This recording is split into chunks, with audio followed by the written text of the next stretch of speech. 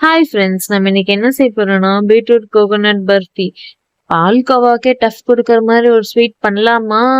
வாங்க எப்படி செய்யலாம்னு பார்க்கலாம். நான் வந்து ஒரு முழு தேங்காய் உடைச்சு அதை பின்னாடி இருக்க தோல்லாம் ரிமூவ் பண்ணிட்டு அது வந்து சின்ன சின்ன பீசஸா கட் பண்ணி ஒரு மிக்ஸி ஜார்ல வந்து ஆட் பண்ணிக்கோங்க.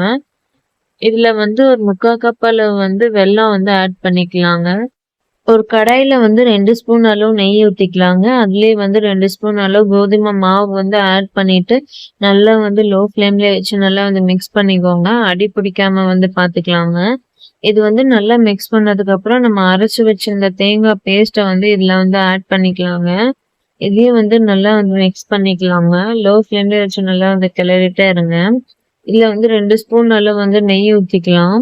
நெய் ஊத்திட்டு நல்லா வந்து மிக்ஸ் பண்ணிக்கோங்க. கொஞ்சம் திக்கானதுக்கு அப்புறம் வந்து இந்த அளவு திக்னஸ் வந்ததுக்கு அப்புறம் வந்து நம்ம கையில வந்து ஆயில இல்லைன்னா நெய்யை வந்து அப்ளை பண்ணிட்டு இந்த மாதிரி உருண்டை பிடிச்சு பாருங்க. இந்த திக்னஸ் கிடைச்சதுக்கு அப்புறம் வந்து நம்ம கேஸ் வந்து ஆஃப் பண்ணிக்கலாங்க.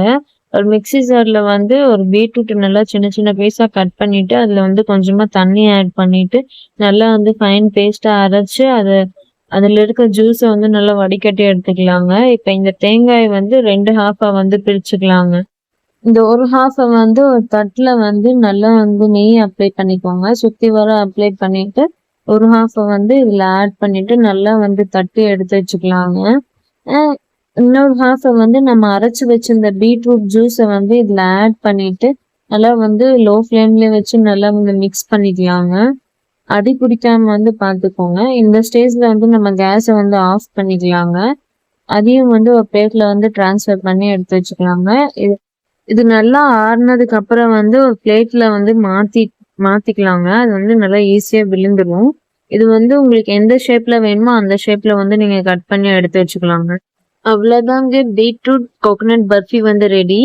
செம்ம டேஸ்டா இருந்துச்சுங்க. கண்டிப்பா நீங்களும் அதை ட்ரை பண்ணி பாருங்க. நெக்ஸ்ட் உங்களுக்கு என்ன ரெசிபி வேணும்னு கமெண்ட் செக்ஷன்ல கமெண்ட் பண்ணுங்க. Bye friends.